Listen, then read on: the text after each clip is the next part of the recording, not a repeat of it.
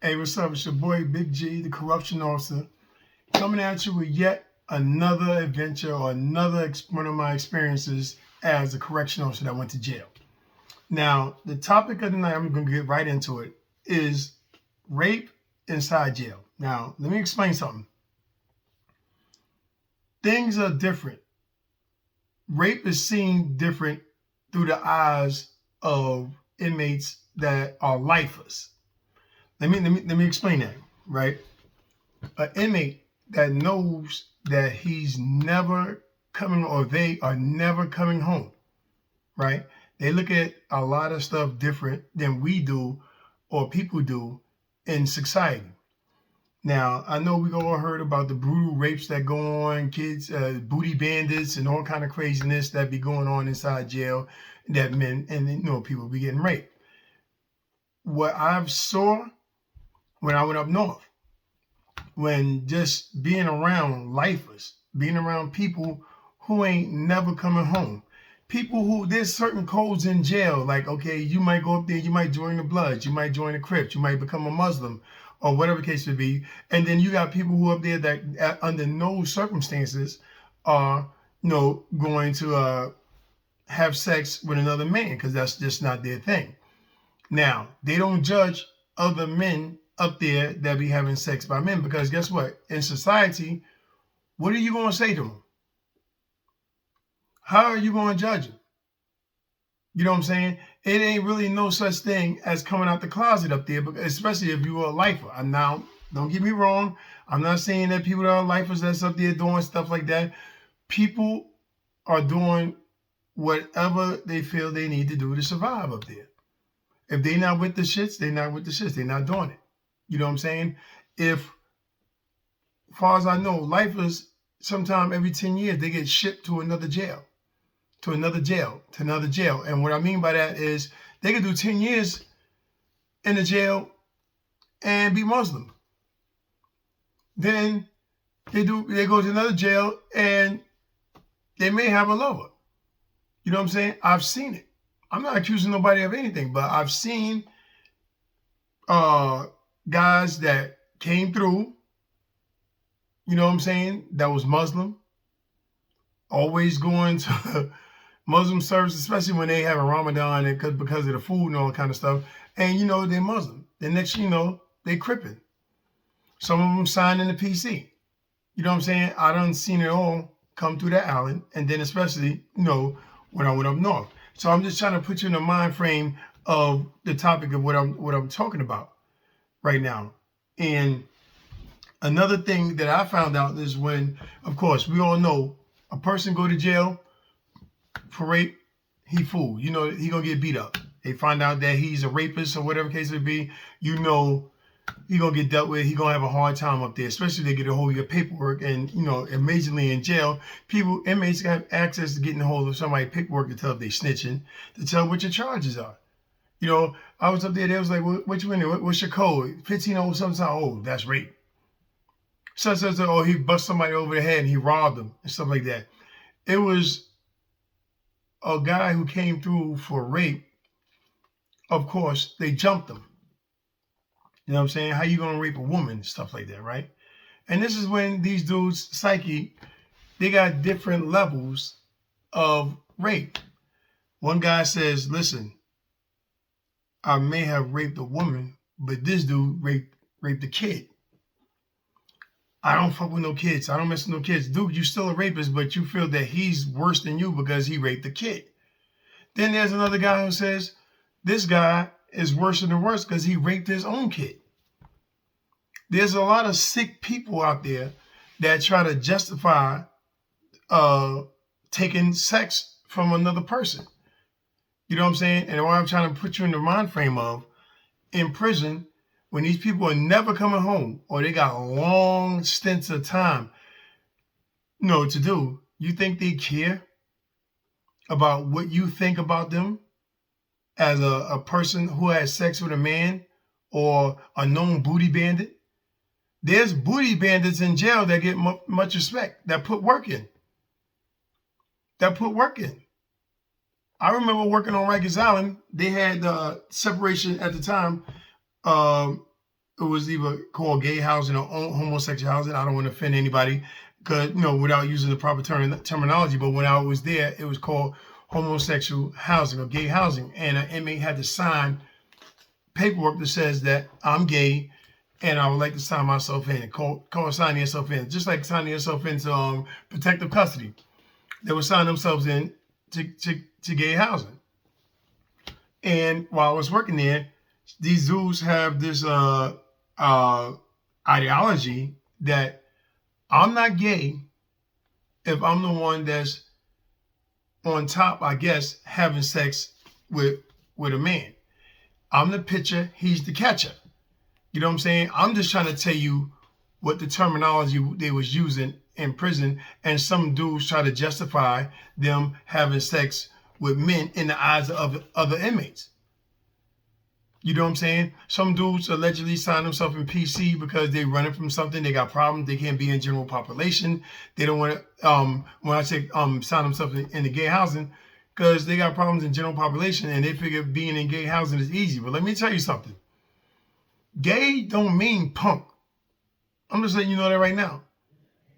Gay don't mean punk that you could just beat up on them because they're gay, because I don't see some gay dudes whip some inmates' asses in jail.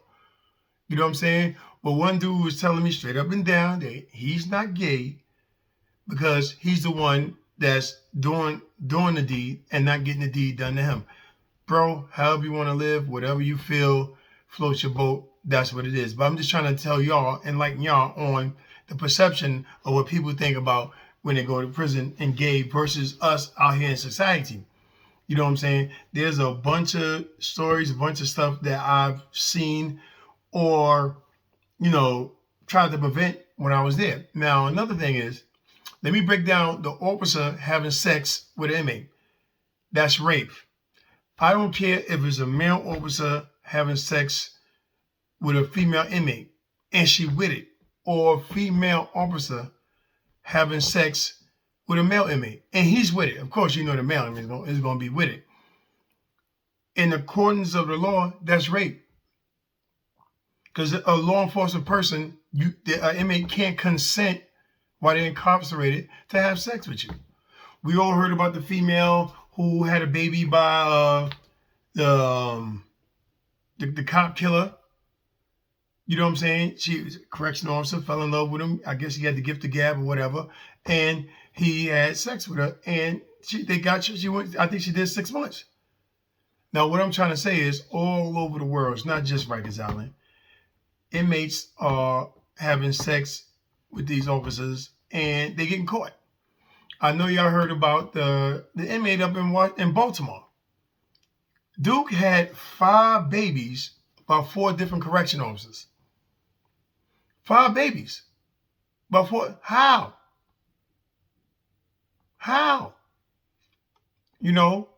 I know people want to ask these females. I'm saying because, when I did my crime, people say, yo, G, how you screw up such a good job?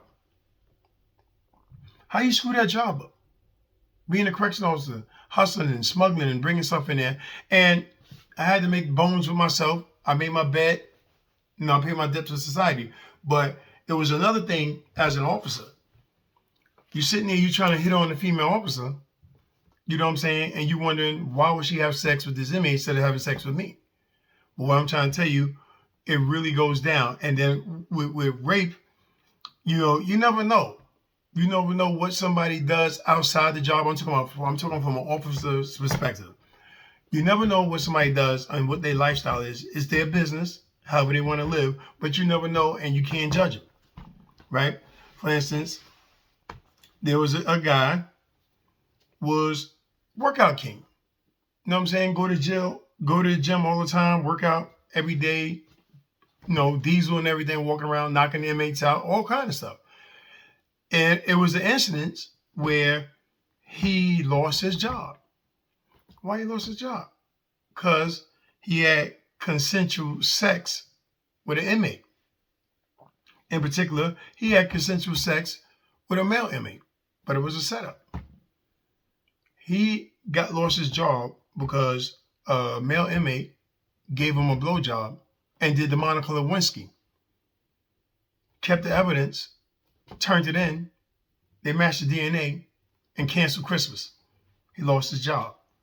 So what I'm saying is, you never know who's doing what. You never know what's going what. You know what I'm saying? I, for one, went up north. You know what I'm saying? And I was trying to get inside a program. You know what I'm saying? And to prevent me from getting a program and coming home early, they put me in a gym, because when you go up north, you get a physical. Everybody gets a full physical. So I'm in the gym. Of course, they know I'm an officer going to prison. So I'm surrounded by correction officers, stuff like that. So I tried not to go to PC, not because I was a tough guy, because I wanted to come home early.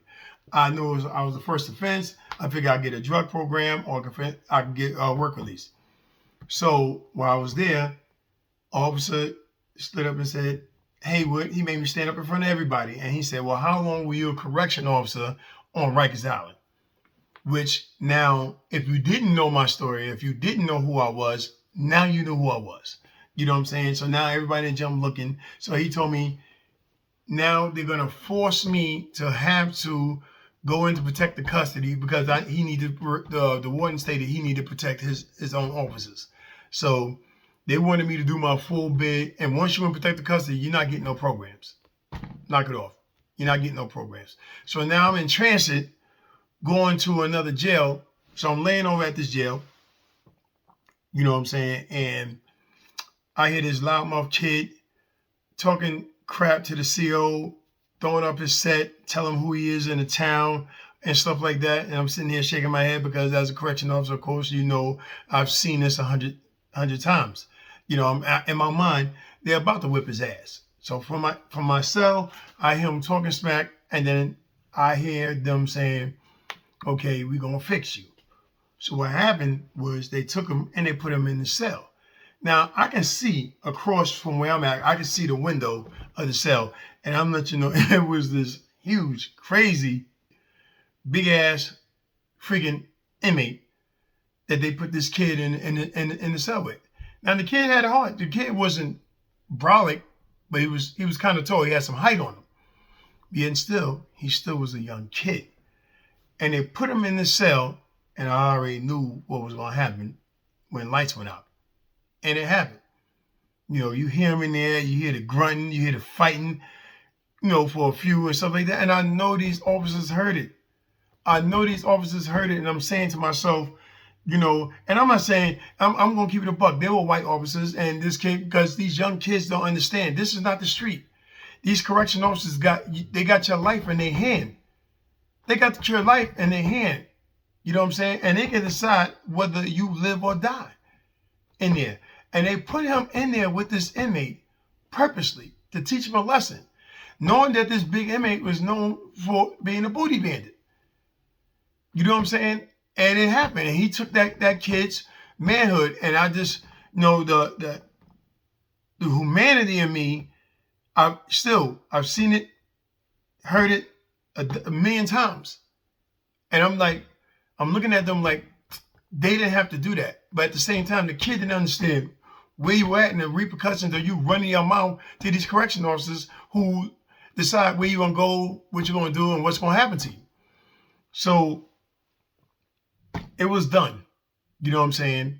And, you know, and specifically because they didn't even put him in there for a long time. They put him in there purposely so this man could do this to him. You know what I'm saying? And I think that it's routine. Because the dude who was doing it had no qualms, didn't have no worries about being hit with more charges, especially rape charges. You know what I'm saying? So in the morning, they came and got the kid. Of course, they took him out on a stretcher. You know what I'm saying? He was wrapped in a sheet, nothing exposed but his booty. Because I'm sitting there looking at the whole thing play out, and I'm shaking my head, and I'm looking at Duke, and Duke looking at me like blah blah blah. You don't give a fuck. Like, he looked at me like, what the fuck is you want to do? I had no problems with him because I know I was just in transit. You know what I'm saying? But I was there for a few days, and then the most shocking thing came out to me, and this is why I want y'all to put your mind to the psyche of somebody who's being in there that's there for life. I heard him talking to another inmate, on the jack. The jack is like with the window or under the cell or whatever the case may be. And word got back to him that the inmate was related to somebody he knew from the street, particular female. You know what I'm saying? And this other inmate knew him from the town. And make it long story short, it was rumored that was his own son. That he had just raped his own son. Even I, after all my years of being in prison, I was kind of devastated. And I'm wondering, dude, you're a booty bandit, you're a knockout artist, you got double life. You know what I'm saying? So you ain't worried about what nobody gonna think about. But I'm saying for a person, a human being, like you going in there, you raping kids, you figure you ain't gonna never touch a woman again. You don't care about what's going on, because I know we all heard of, people, men are that's like that.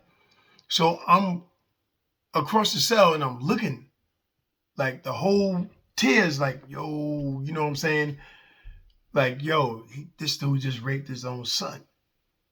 And I could tell that he had a little bit of humanity in it, that he was fighting it, because he started yelling and screaming.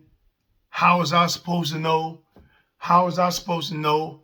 I fucked so many bitches out there, you know what I'm saying? I got kids all over the place. How was I supposed to know that was my son?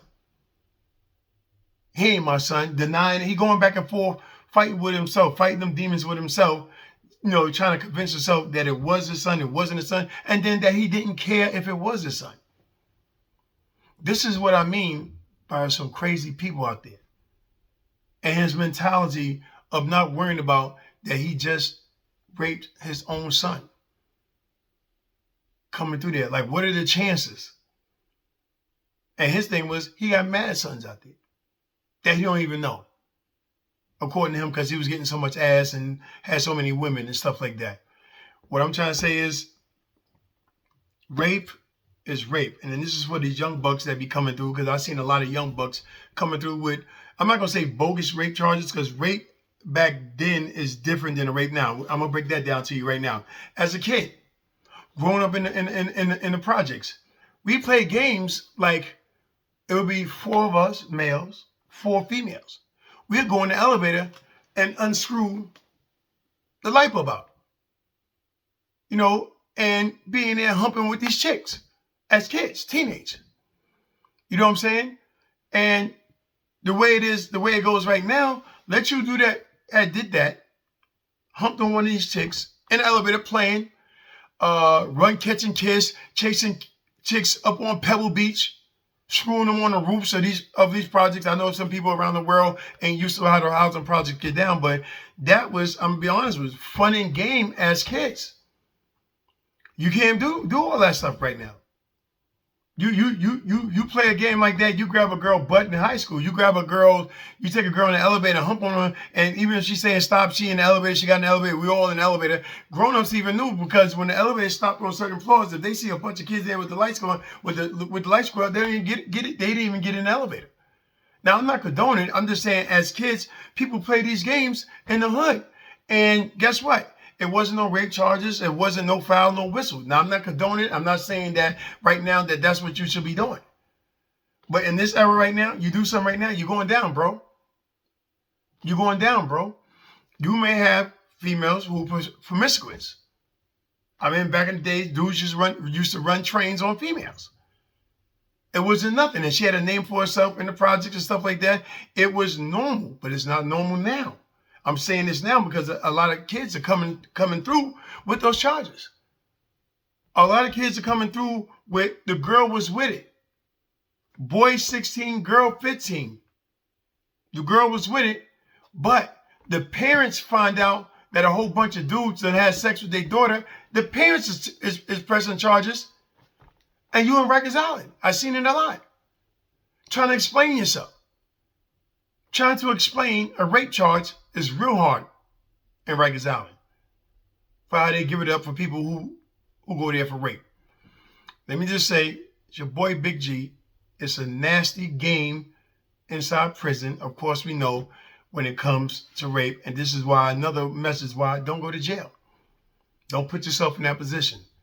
It's your boy Big G. Walk with me. You know what to do. Like and subscribe. But even if you don't, I ain't going nowhere. You're going to see me and you're going to hear from me. Till next time.